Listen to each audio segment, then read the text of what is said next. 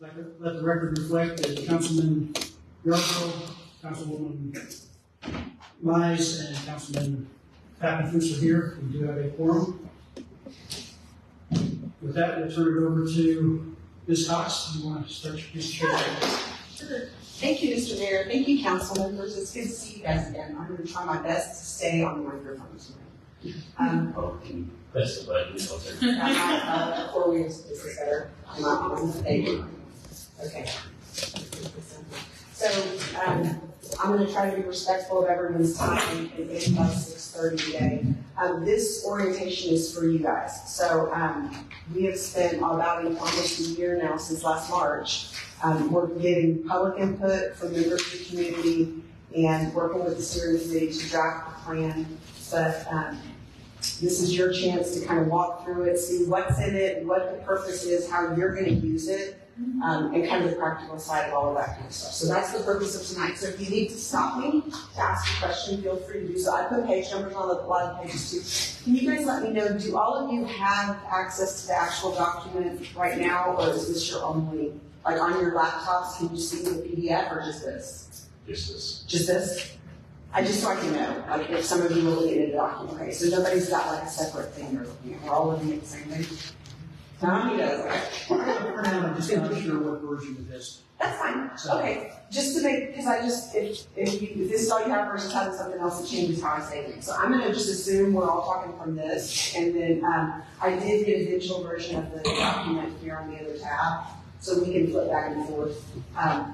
I will, while we're here, give you just a quick orientation. The reason the PDF is so handy is that it's fully clickable. So when you open it, there's a bookmark table of contents on the right side, so you can go to any section and it'll take you straight to it. If you click on these arrows, it opens it up to everything underneath it. So the document is really easy to navigate. Plans and big things like this, a lot of times the information we need is like one page in the third section, and you don't want to have to print out the whole thing. And so this is a much more approachable and easy way to use it. So we did this where it has a bookmark and all the sections have marks and then subsections as well. And in the involvement section, I drove down even deeper where every online survey has a separate tab so you can get and see what did the community say about these things. And then same with the community forum. Every single one of the forum meetings has its own drop-down tab. So as you're navigating the document, that should make it a little easier to get around. The other thing we did is on the table of contents itself, the table of contents is also clickable. So if you accidentally close bookmarks, you can't open it, you can go to the table of contents and get anywhere you need to go. So the table of contents is clickable, and then there's a bookmarks panel as well to help you navigate. So let's just kind of an overview, and then get back to our presentation. We'll do an overview of the project itself, how we got here, what we've been doing, why we did the plan, and then I want to take some time to talk about community involvement, and then we'll walk through the actual document and then take any final questions. So where we are timeline-wise, like I said, we had our first town hall meeting in March, followed by 2 months of surveys, 1 month of surveys, followed by the virtual meetings through the community forum, followed by steering committee workshops, and then production of all of this stuff. So we're at the tail end now, scheduled for action by you guys. This should be an agenda item on for your meeting on the 19th. So we've got 2 weeks between this and that. There was already like 2 things in here that I think we're going to need to modify to get to the adopted document. And we'll talk about that tonight. But over these next 2 weeks, this is kind of like that window where if there's any changes that need to be made, that gives us time to go back, make those changes so that the version that you are taking action on can incorporate some of your feedback, because you guys haven't had a chance to provide any feedback yet. So this is kind of your window to do that. So normally we recommend that comprehensive plans get adopted by ordinance. So that would be our recommendation to you here. To do that, we'll just need a cover ordinance on top of that. City attorney normally writes that, so I don't know if that's how you guys are going to do it or not. But one of the things we need to talk about tonight is how we want to get the plan adopted. So we can say that to the end or talk about it now. whichever you would prefer. So it doesn't change the work I do, but you'll just need to let Angela and Dean know because that cover ordinance has to be drafted. We can do it, but normally either city attorney or someone up here prefers to do that. So I don't know, Angela, I don't know if you have. We'll probably have a ask Dean to do that. It's probably pretty standard for other cities. Yeah, very standard, easy to do. Okay. And this is only main point. So that means that when we come on the 19th, we will have talked through all of this stuff. And so I will be giving Angela the corrected, like let's say you say like on page 37, change blue to green, whatever, take this off the map or change this word. So we will have made all those changes. I give the final to her, she puts it in your packet, you get it, and so you're taking action on that change. Per the changes requested at this meeting. You know what I'm saying? So just to let you know, that's kind of how we proceed from this point forward. And then, as I said, the purpose of this workshop is just to address any questions you might have about content, process, or the implications of adopting the plan. Those are the three main things we want to talk about tonight. And we're going to start there. We're going to go, like when you're in school and the teacher tells us, like the worst thing for the student, like never read the last page, most don't ever skip to the last page, but we're going to do that. We're skipping to the last page. So the last page of the whole plan talks about what you do if the plan needs to be changed. So plans, like anything else in life, like all of our plans for everything change. Like no plan stays the same forever. There's always going to be updates and changes. It's common for the comprehensive plan to have in itself the kind of some guides for how that should happen. You'll have two types of changes, minor amendments and major updates. Minor amendments are like if you annex property and your maps need to be changed, or a new street or a new subdivision gets built out and you need to add in the lots or something like that. You have a new park. These are all kind of things that physically change, or if let's say you want to add a new special district of some kind or something like that. So any of those types of changes that can be made by staff based on your directives, those would be considered minor plan amendments. Major plan amendments are if, let's say, you remember when Cleveland got the minor field? Like that's a major change to the city. If something like that happens, you get a major employer. Let's say TxDOT wants to build a highway through this area. Or let's say you guys have like a Frisco bomb, with like 100,000 people or something crazy. Those types of triggers obviously are going to cause you to revisit the plan. So whenever anything major happens in the employment base, the infrastructure, or the population, then you're going to want to do some type of major update. And then those typically require consultant work. Ideally, part of the recommendations, you have a planning and zoning commission in place that would oversee that and work with staff to get that done. So minor plan amendments are very common. We recommend a disciplined process so they're not just happening every week. Usually staff would gather those and maybe like every 6 months, some do it quarterly, some biannually, and some annually. They do like minor updates to things that need to be changed. Some do it on rolling. And then the major ones, because that's an investment, you're going to need to get public input. Anytime you're majorly changing a plan, the public has to be involved again. So you need public involvement, new input gathered, that would be a major plan update. And those are normal about every 10 years. Some cities, when they see a lot of change fast, they have to do them sooner than that. But hopefully, the goal is not sooner than 10 years. Any questions about that? So when you say public involvement on the major plan updates, that's just for the sake of, it's not by law, or is it by law? It's just for the sake of.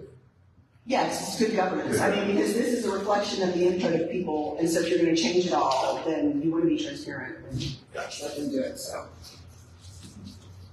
And that's the difference between the plan. It is policy, and there are ties, but this is just about organized governance. And so it's not like a zoning ordinance or something else where, you know what I mean? It's not quite as tight. It's a little looser than that. So why did we do this in the first place? All of the yellow, this is as of 2022, so this is probably changed by now. But as of 2022, all the yellow were subdivisions in some stage of planning and development. As of that point, the blue area is kind of where Godley is roughly right now. And this is the reason we did this project. So this project was started because this is happening and there's nothing in place right now to manage that. And so right now, it's just throw the leaves in the wind, see which way they blow, and that's the plan. So the thing is, we have to have a plan, so that's where this came from. You can grow this coming. And it's here, honestly. And also, just talking with everybody else, I'm relatively new on the scene. I worked with everybody about a year and a half, 2 years ago on making some changes to subdivision procedure. Just basic ones, yeah, I have to go. And that's kind of how I got introduced to the city. But then we were talking about decisions that have been made in the past and how poor people feel some of those decisions were. Well, if you don't have a plan in place, then you can't, how are you supposed to know the good from the bad? And that is one conversation we had, is that when staff doesn't have directives in the form of this, or you guys don't have population projections and employment targets, and okay, this is about sales tax, it's really hard to make some of these complicated decisions. So the idea is you need a plan, because if you fail to plan, the plan will fail. Every city needs a playbook. And we were talking earlier, I mean, you guys, about 6 months ago had no quarterback, no coach, no trainer, no playbook for sure. And we filled all those slots over these past few months. And so I just get here today and it's just a different ballgame completely, because you have those support fields now. Because without that, you're just a bunch of guys on the field throwing the ball around. And so the team's put together, you got to organize, but you need a playbook to work from. You think about any football team with that playbook, I mean, you might get lucky for a few games, but you're not going to have the best season without it. Can a playbook ever be changed? Yes, right? And coaches make calls during halftime all the time. People make adjustments based on teams they're playing against. Let's say that. So changes to the playbook is just the way it goes, but if you don't have a playbook that you're working from, it makes it really, really difficult for everybody to play well together. And that's the purpose of this plan. It's the playbook. The plan is a reflection of community vision. It is a decision-making tool for you. So this is your guide especially for rezoning cases. And it is staff's guide for project prioritization, staffing priorities, what to focus on internally for managing all of the growth coming in. When people come in asking for development agreements, which ones are good and which ones are bad, what should everybody be asking for, what are our priorities? So the plan has just as much to do with public improvement and management of public investment and your time as it does with things like land use. Land use is a big part of it, but it's a part. The plan has long-range perspective, and it sets the course, but it can be updated and amended as the community grows and changes. This could be, like if you adopt it on the 19th, and then you find something you can turn around in the very next meeting and amend it. Like, this is, because you have discretionary authority as council to do that kind of thing. You need it to be adopted though, because if there's no order, then you're right back where you were before with no guide. So, and it's also a guide for your developers, because you're basically marketing, you're telling your development community what you expect, what you want, so that when they're shopping around for locations for things, looking at properties, they kind of know. When you have an unpredictable investment and development environment, it doesn't lead to good city anything. You don't get the cream of the crop that's that way for sure. So our project process, we started with the state of the city, which is an analysis of Godley at the time we started the project. So we looked at the history of the area, we looked at the development landscape, we looked at population and demographics, and we looked at the existing transportation and water and wastewater infrastructure systems. And we did a big town hall meeting and shared the results of all of that.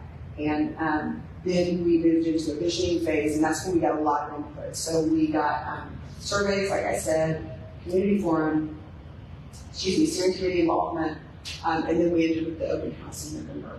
And so we got all that feedback, it became the vision plan, and then we took all of that input to develop the land use plan, the transportation plan, and the water wastewater utility plan.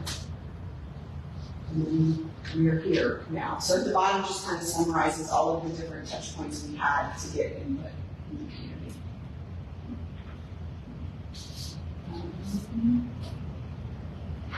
Okay. So the surveys,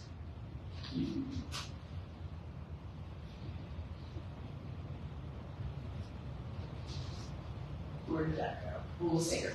The surveys, we conducted 7 surveys. We got over 200 surveys in. So we have. We lost that one. We just need- Okay.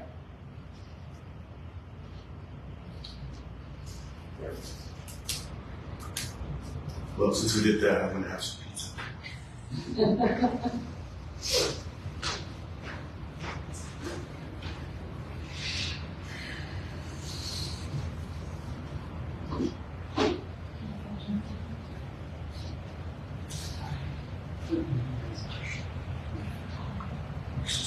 Go red.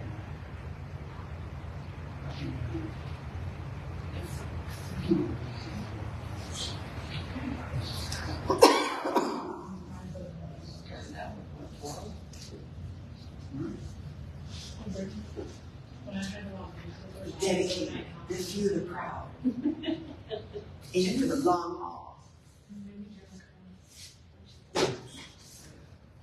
Yes, she was probably. Oh, and Jason's not coming back, so.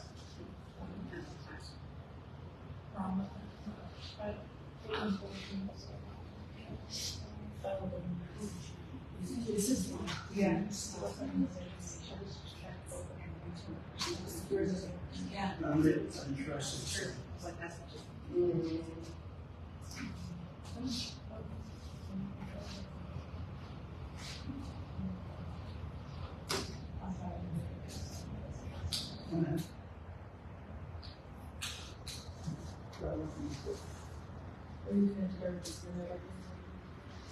I can second truck weekend, and they automatically make it to the network.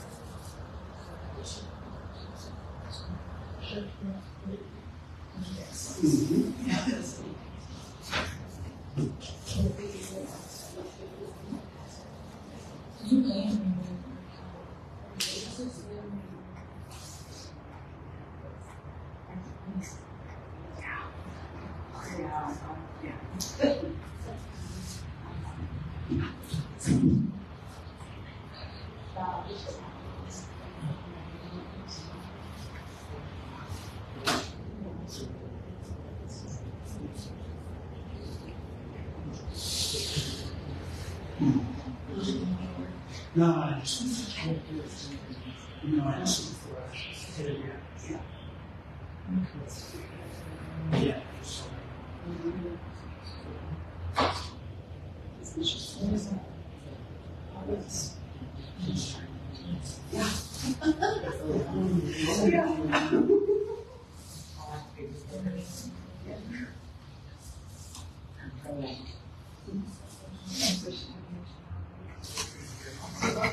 You just don't follow it down, quarter and lesson.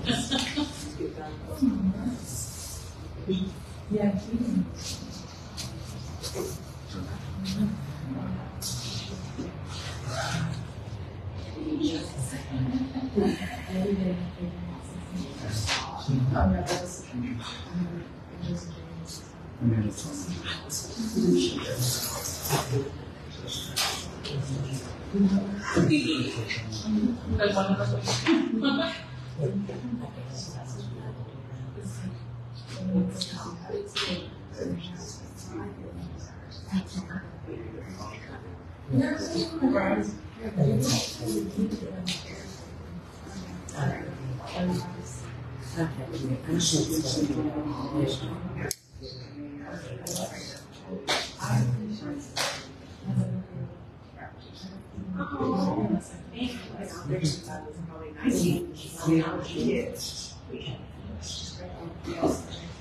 Yeah. Rude. Yeah. There we go.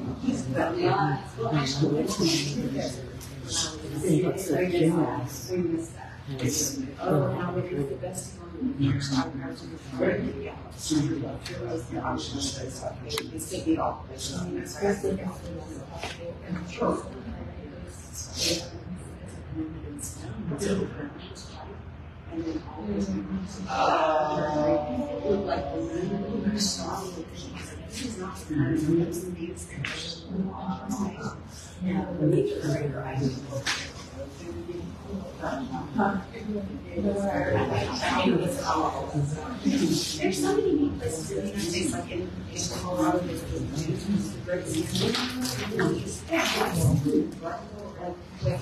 Egypt, Well, it should be. you're just going for the forest. And all of a sudden, I work. Through Yuma,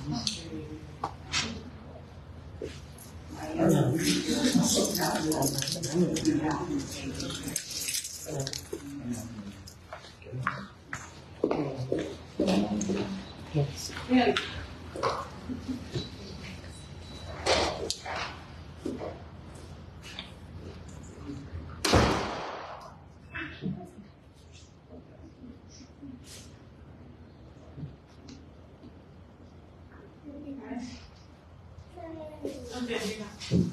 Oh my God. Yeah, do you know Tuesday is WAP NXT night, right? Just saying. It's all about priorities. Where's your priorities tonight? That is my priority. Then why are you here? Is that your priority? Oh, yeah, doing my civic duty. It's okay, it's fake. Record and watch it later. It's not fake. So, Bite your tongue. I know. Okay.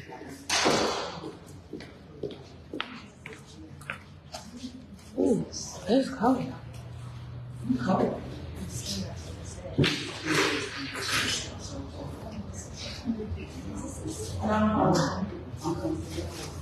That's usually how we jacket on.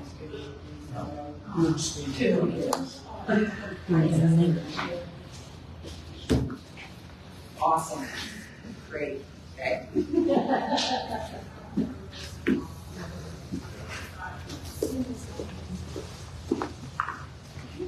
There's a certificate, I know that, but I'm not sure my spouse. I do know that much.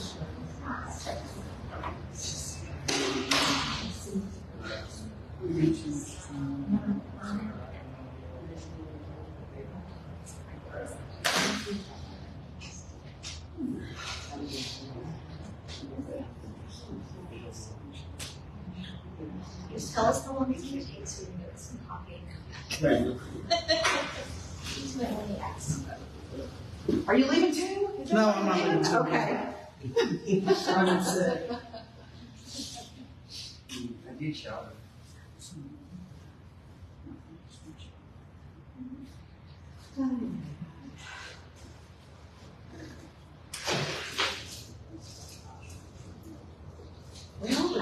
I apologize about that.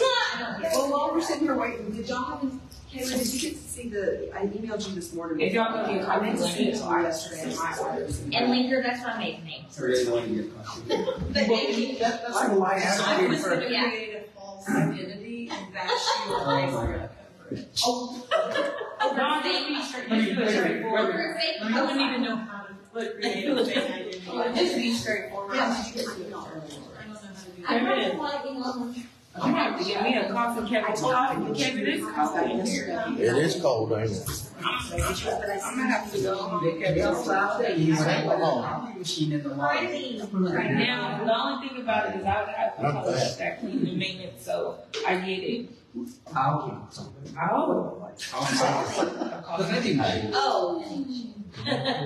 I'll service it. I'll have a cow right there.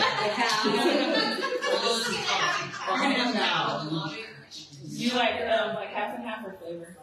Half and half. I don't like the flavor. I used to work with her. She didn't have half and half. She was not, and then she was not even the same when she would have her coffee.